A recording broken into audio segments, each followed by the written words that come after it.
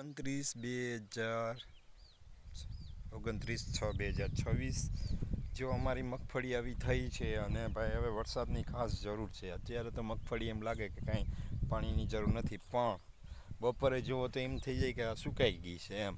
એટલો તડકો પડે છે ભાઈ, ચોમાસામાં આટલો તડકો હોય એટલે આ બધી કળિયુગ આવી ગયો છે. અને ભાઈ આવનારા સમયમાં આપણી ખેતીને જાગૃત કરવા માટે વૃક્ષોનું વાવેતર કરવું પડશે ભાઈ.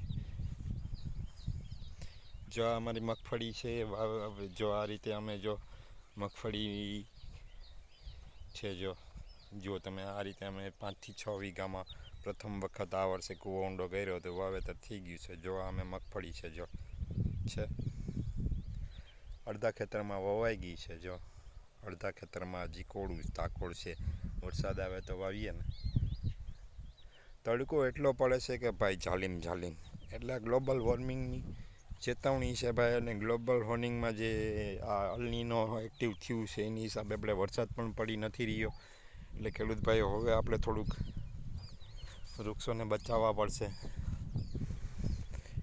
1 વીઘામાં ક્યાંક વૃક્ષ વાવો ભાઈ, 1 વીઘાનું ઉત્પાદન ઓછું થાય એમ દરેક ખેડૂત સમજે તો વૃક્ષ વાવે અને ફાજલ જગ્યામાં વૃક્ષો વાવે, જેથી આપણું પર્યાવરણ બગડે નહીં. ને આપણે ખેડૂત ભાઈ વૃક્ષના દુશ્મન બની ગયા છે. ખેતરમાં વૃક્ષ ન જોઈ. તમે મેં સ્પેશિયલ જો તમને હું બતાવી રહ્યો છું કે ભાઈ મેં જો અહીંયા ખેતીની જગ્યા મૂકીને એમાં ઝાડવા વાવેલા છે.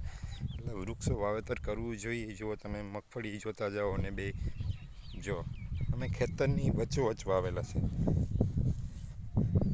જો એટલે એવું ન સમજો કે ભાઈ આ રીતે જો અમે વૃક્ષ વાવેલા છે. એટલે ખેતરને પણ સ્પેશિયલ જગ્યા રાખેલી છે. એમાં જો અલગ અલગ પ્રકારના વૃક્ષો વાવેલા છે. એટલે વૃક્ષ વાવો અને અમારો વિડીયો ગમે તો લાઈક, કોમેન્ટ, શેર કરતા જાઓ.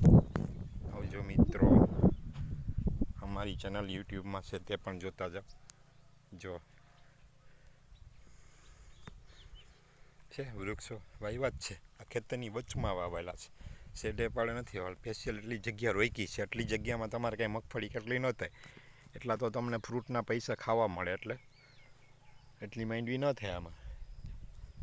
એક પણ માંડવી થાય 1500 રૂપિયા, 1500 રૂપિયાનો તમે ફ્રૂટ ખાઈ લો છો. એટલે સમજી વિચારીને